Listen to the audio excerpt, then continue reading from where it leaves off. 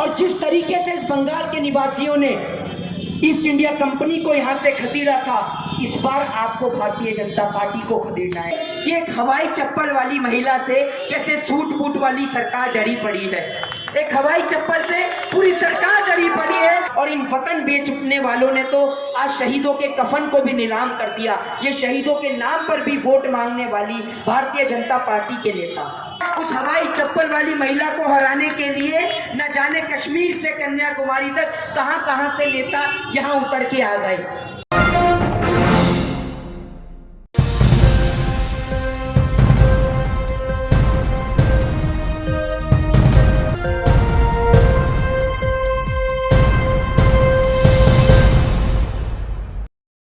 वो दिन देश का जिस दिन हमारे देश के भारत माँ के 3 वीर सपूतों को फांसी के फंदे पर लटका दिया गया था। वो तीनों की फोटो तस्वीर आप मेरे पीछे देख रहे होंगे, राजगुरु सुखदेव और भगत सिंह।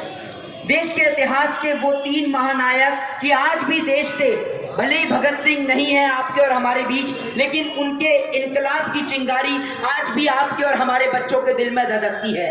ये खूबसूरती हमारे देश के भारत वतन की है कि जिस भारत देश को आजाद कराया राजगुरु सुखदेव, भगत सिंह, अशफाक उल्लाह खान, मौलाना अब्दुल कलाम आजाद, शहीद चंद्रशेखर आजाद। आज उस आजाद की भूमि पे, उस भगत सिंह की भूमि पे आज भी देश का किसान मजबूर, लाचार और असहाय बैठा हुआ है। देश की माताएं अपने बच्चों को सरहद की हिफाजत के लिए भेज देती हैं। 23 मार्च का दिन इतिहास के लिए ऐसा दिन था कि उस दिन के दिन लोग बिल्कुल शांत और चुप बैठ गए थे। एक छोटी सी उम्र में एक बेटा, एक बच्चा जो अपने घर परिवार में खेलता कूदता रहता है, उस छोटी सी उम्र में भगत सिंह अपने घर और परिवार को छोड़कर चले गए थे सिर्फ इस देश के खातिर। और जब भगत सिंह अपने घर को छोड़कर जाते हैं तो उसके पीछे एक कारण होता है कि भगत सिंह की दादी जो होती हैं वो उनकी शादी की बात कर रही होती हैं। तो भगत सिंह की दादी के आगे भगत सिंह की एक नहीं चलती और भगत सिंह जो है वो अपने पिताजी को लेटर लिखकर अपना घर छोड़कर चले जाते हैं। और वो उस लेटर में लिखते हैं कि पिताजी, मैं आपसे क्षमा मांगना चाहता हूं कि आपने एक वादा करा था कि अगर आपके बेटा हुआ तो मैं उसका सर्वोच्च देश में न्यौछावर कर दूंगा। और उन्होंने वही किया। भगत सिंह अपने घर को छोड़कर चले गए और वो भगत सिंह के उस दिन घर छोड़ने का दिन था और उनकी फांसी का दिन था। भगत सिंह कभी अपने घर नहीं लौटे। और आज उन्हीं को याद करते हुए हमारे भाइयों ने, मुस्लिम भाइयों ने, बहनों ने और तमाम देश के हिंदुस्तानी लोगों ने, हिंदू मुस्लिम नहीं हिंदुस्तानी लोगों ने आज उन भारत माँ के वीर सपूतों को श्रद्धांजलि देने के लिए, उन्हें शत शत नमन करने के लिए, उन माओं को, उन बहनों को कोटि कोटि नमन करने के लिए आज इस सभा का कार्यक्रम का प्रोग्राम का ऑर्गेनाइजेशन किया है। और सबसे पहले मैं यहाँ पर बैठे तमाम भाइयों का शुक्रिया अदा करता हूँ और उन देश की तमाम माताओं का और बहनों का शुक्रिया अदा करता हूँ कि जो आज भी अपने सीने पे पत्थर रखकर अपने बच्चों को सरहद की हिफाजत के लिए भेजती हैं। दोस्तों, मेरे दूसरी और उसी पोस्टर पे आप देख रहे होंगे देश के किसान भी हैं। तकरीबन 100 दिन से ज्यादा देश के किसान को हो गए हैं और 300 से ज्यादा हमारे देश के किसान भाइयों की शहादत हो चुकी है। मैं नहीं कहता कि देश के किसान की कोई जाति, धर्म, कोई मजहब होता है, क्योंकि देश के किसान का पेट भरने वाला वो किसान जो कश्मीर से कन्याकुमारी तक लोगों का पेट भरता है, मेरे ख्याल से उसकी कोई जाति और धर्म नहीं होती। मजहब नहीं सिखाता आपस में बैर रखना। ये तो मंदिर, मस्जिद, गिरजाघर ने बांट दिया इंसान को। धरती बांटी, सागर बांटा, मत बांटो इंसान को। इन लोगों ने इंसान को भी बांट दिया और इन वतन बेचने वालों ने तो आज शहीदों के कफन को भी नीलाम कर दिया। ये शहीदों के नाम पर भी वोट मांगने वाली भारतीय जनता पार्टी के नेता। एक बात आप सोच के देखिए कि क्या आपसे पूछना चाहता हूं कि यहाँ पर मेरे बुजुर्ग लोग भी बैठे हैं, मेरी बहनें भी बैठी हैं और कुछ माताएं भी हैं। मैं उनसे पूछना चाहता हूं कि क्या 100 दिन के सफर के दौरान जब देश का किसान जो दिल्ली के बॉर्डर पर सर्दी से लेकर गर्मी तक बैठा हुआ है, तो क्या देश के प्रधानमंत्री महोदय को अपना चुनावी प्रचार करने के लिए चुनावी रैली करनी जरूरी थी या फिर देश के किसान की समस्या का समाधान करना जरूरी था? ये मैं आपसे पूछना चाहता हूं। क्या किसान जरूरी है या देश में चुनाव जरूरी है? आप बताइए। क्योंकि किसान अगर नहीं होगा तो कश्मीर से कन्याकुमारी तक देश के अंदर भुखमरी छा जाएगी। और वो लोग जो बात करते हैं ना देश के अंदर हिंदू मुस्लिम सिख ईसाई की, वो लोग भारत देश का इतिहास नहीं जानते। भगत सिंह का केस लड़ने वाला कोई हिंदू नहीं था, भगत सिंह का केस लड़ने वाला मुस्लिम था। और आपको एक बात बताऊं कि जो लोग हिंदू मुस्लिम की बात करते हैं तो आप सभी लोग जानते होंगे मीर उस्मान अली के बारे में।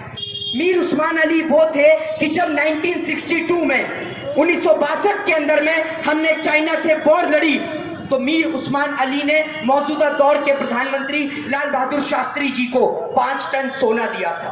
मीर उस्मान अली वो हैं जिन्होंने 5 लाख रुपए अगर अलीगढ़ मुस्लिम यूनिवर्सिटी को दिए तो 10 लाख रुपए बनारस हिंदू विश्वविद्यालय को दिए। और ये खूबसूरती भारत देश की है। हम इस भारत देश के 4 सुनहरे फूल हैं, हिंदू मुस्लिम सिख और ईसाई। अगर इस गुलदस्ते से एक सुनहरा फूल निकल गया तो पूरे गुलदस्ते की रौनक खराब हो जाएगी। और आपको और हमें इस गुलदस्ते की रौनक को बिगड़ने नहीं देना, इसे सहेज के रखना है, इसे बरकरार कर कर रखना है, क्योंकि ये हमारे देश की खूबसूरती है जहां दिवाली और रमजान दोनों की साथ में रौनक पाई जाती है। आज आप ये देखिए कि एक हवाई चप्पल वाली महिला से कैसे सूट बूट वाली सरकार डरी पड़ी है। एक हवाई चप्पल से पूरी सरकार डरी पड़ी है। उस हवाई चप्पल वाली महिला को हराने के लिए न जाने कश्मीर से कन्याकुमारी तक कहां से नेता यहां उतर के आ गए। 23 मार्च का दिन, मेरे ख्याल से ये दिन तो पूरा देश जानता है, पूरा देश का विश्व जानता है। ये भगत सिंह वो भगत सिंह थे कि जब एक बिजली के खंबे पर, एक बड़े लोहे के खंबे पर भगत सिंह को बांध के खंबे से मारा जा रहा था, उनके तन पर एक कपड़ा नहीं था। तो जब उन्हें मारा जा रहा था तो मारने के वक्त जब उन्हें खोला जाता है तो भगत सिंह हंस रहे होते हैं और मुस्कुरा के कहते हैं इनकलाब जिंदाबाद, इनकलाब। ये भगत सिंह कहते हैं। तो उनसे एक ब्रिटिश ऑफिसर पूछ लेता है कि क्या भगत सिंह आपको दर्द नहीं होता? वो कहते हैं कि मुझे दर्द जब होता है कि जब अंग्रेज हमारे देश के लोगों के ऊपर प्रताड़ित करते हैं, उन्हें शोषित करते हैं, उन्हें परेशान करते हैं, मुझे जब दर्द होता है। और मुझे दर्द नहीं होता क्योंकि आप भगत सिंह को मिटा सकते हैं लेकिन उसके इनकलाब की आवाज को कभी इस देश से खत्म नहीं कर सकते। और आज भी चाहे हिंदू हो, मुस्लिम हो, सिख हो, चाहे ईसाई हो, हर माँ अपने बच्चे को भगत सिंह का ज्ञान देती है। वो इसलिए देती है कि लोगों ने, अशफाकुल्लाह खान ने, भगत सिंह, राजगुरु सुखदेव, मौलाना अब्दुल कलाम आजाद, शहीद चंद्रशेखर आजाद ने हमें सिखाया कि जब बात हमारे हक की हो, जब बात हमारे मिट्टी की हो, जब बात हमारे जमीर की हो तो हमें किस प्रकार से लड़ाई लड़नी चाहिए। एक बात मुझे बताइए कि अगर एक पिता होता है तो वो अपने पिता होने का फर्ज अदा करता है, एक बेटा होता है तो वो बेटे होने का फर्ज अदा करता है, तो क्या आपका और हमारा फर्ज नहीं बनता कि हम देश के खातिर, देश के लिए फर्ज को अदा करें? आज हमने देश की कुर्सी ऐसे वतन के रखवालों के हाथ में दे दी है जिन्होंने भारत माँ की हर एक छवि को नीलाम कर दिया, भारत माँ को नीलाम कर दिया, भारत माँ की हर एक सरकारी कंपनी को नीलाम करने में लगे हुए हैं। लेकिन आज भी हमारे देश की जनता इस बात को नहीं समझती। आखिर क्यों और किस लिए हम इस देश के अंदर जाति के नाम पर, धर्म के नाम पर, कास्ट और रिलीजन के नाम पे बढ़ जाते हैं?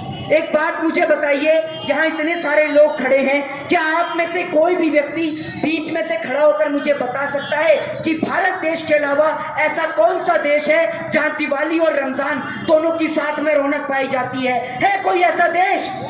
बताइए आप, है? तो फिर आप और हम जाति और धर्म के नाम पर क्यों बढ़ जाते हैं? पिता वो होता है जो खुद फटी बनियान पहनता है लेकिन अपने बच्चे को साबुत बनियान पहनाता है। आज उस पिता के लिए सबसे बड़ा प्रश्न ये खड़ा हो गया है कि बच्चे को पढ़ा तो दिया है, उसे लिखा तो दिया है, उसे PhD करा तो दी है, उसे ग्रेजुएशन करा तो दी है, लेकिन उसे रोजगार कहाँ से लाके दूंगा? रोजगार कहाँ दिलाएंगे? उस रेलवे में दिलाएंगे जो रेलवे सरकार ने नीलाम कर दी है, या उस बैंक में दिलाएंगे जो बैंक कभी भी दिवालिया घोषित हो जाता है? किसमें दिलाएंगे ये तो बताइए। और आज यहाँ मेरे चंद कुछ पत्रकार साथी भी खड़े हैं, लेकिन उनको नहीं कहना चाहूंगा क्योंकि हमारे सोशल मीडिया के साथी हैं। देश के अंदर नेशनल मीडिया जिसे कहा जाता है ये देश का चौथा स्तंभ है। जितना बरेली के बाजार का झुमका नहीं गिराना, उतना देश में मीडिया का स्तर गिर चुका है। ये बात आप समझ लीजिए। देश के अंदर मीडिया की इतनी बुरी हालत है कि अगर गलती से प्रधानमंत्री जी ने कह दिया ना कि हाथी ने अंडा दिया है, तो देश की मीडिया कह देगी कि हाँ, मैंने उस हाथी के अंडे का आमलेट खाया है। वो ये नहीं सोचेगी कि हाथी अंडा कैसे दे सकता है, वो ये नहीं सोचते। आज देश की मीडिया ये दिखाती है हर 6 महीने में हिंदू खतरे में आ जाता है। अरे हिंदू कैसे खतरे में आ जाएगा? 133 करोड़ की जनता में हिंदू, मुस्लिम, सिख, ईसाई नहीं, भारत देश के हिंदुस्तानी रहते हैं। और I proud to be Indian, मैं गर्व से कहता हूं कि मैं भारतवासी हूं, मैं भारत देश का नागरिक हूं, और मुझे कहने में शर्म नहीं आती। एक बात आप मुझे बताइए, एक अमेरिका का व्यक्ति अगर हमारे देश में आता है, हम उससे पूछते हैं आप कहां से आए हैं, तो वो कहता है आई एम अमेरिकन। एक चाइना का आता है तो वो कहता है आई एम चाइनीज। एक जापान का आता है तो वो कहता है आई एम जापानीज। लेकिन हम लोग क्या कहते हैं? हमसे अगर कोई पूछता है, हम कहते हैं मैं हिंदू हूँ, मैं मुस्लिम हूँ, मैं सिख हूँ, मैं ईसाई हूँ, मैं शूद्र हूँ, मैं वैश्य हूँ, मैं ब्राह्मण हूँ, मैं पंडित हूँ। हम क्यों नहीं कहते कि मैं हिंदुस्तानी हूँ, मैं भारतवासी हूँ, मैं भारत देश का नागरिक हूँ, उस भारत देश का नागरिक हूँ जिस भारत देश की भूमि ने, इस बंगाल की भूमि ने, इस कलकत्ता की भूमि ने ईस्ट इंडिया कंपनी को इस बंगाल से खरीदा था। और जिस तरीके से इस बंगाल के निवासियों ने ईस्ट इंडिया कंपनी को यहां से खरीदा था, इस बार आपको भारतीय जनता पार्टी को खरीदना है। क्योंकि हमें, अगर आपको अपने 300 से ज्यादा किसान भाइयों की शहादत का बदला लेना है, तो उसका एक तरीका है। वो तरीका ना कोई लाठी है, ना डंडा है, ना कोई बम है, ना गोली है। वो तरीका है सिर्फ आपका एक वोट। आपका एक वोट फैसला करेगा कि आपको उन 300 किसानों की शहादत का बदला लेना है या नहीं लेना है। ये फैसला आपके हाथ में है, क्योंकि आपके किसान भाई किसी और की नहीं, वो आपके हक की लड़ाई लड़ रहे हैं। क्योंकि आप एक बात सोच के देखिए कि एक पानी की बोतल, यहाँ पर अभी एक पानी की बोतल थी, ये देखिए, ये मैं आपको दिखाता हूँ, ये पानी की बोतल आप मेरे हाथ में देख रहे हैं। अब आप ये सोचिए, अगर आप गंगा जी से पानी भरते हैं तो आपसे कोई पानी के पैसे लेता है क्या? नहीं लेता ना, चाहे 1 बाल्टी भरिए, चाहे 1000 बाल्टी भरिए।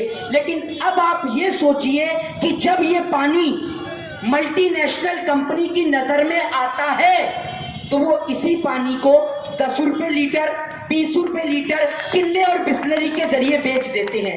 तो इस बात की क्या गारंटी है कि जब देश के किसान की मंडियां उन उद्योगपतियों के हाथ में आएंगी, तो जो आलू आपको और हमें 10 रुपए किलो और 20 रुपए किलो मिल रहा है, क्या गारंटी है कि उस आलू का दाम 200 रुपए किलो और 300 रुपए किलो नहीं होगा? एक बात आप मुझे बताइए कि आप लोग कहते हैं किसान के लिए, कुछ लोग कहते हैं कि किसान तो ऐसे ही बैठा हुआ है, वो तो आतंकवादी है, खालिस्तानी है।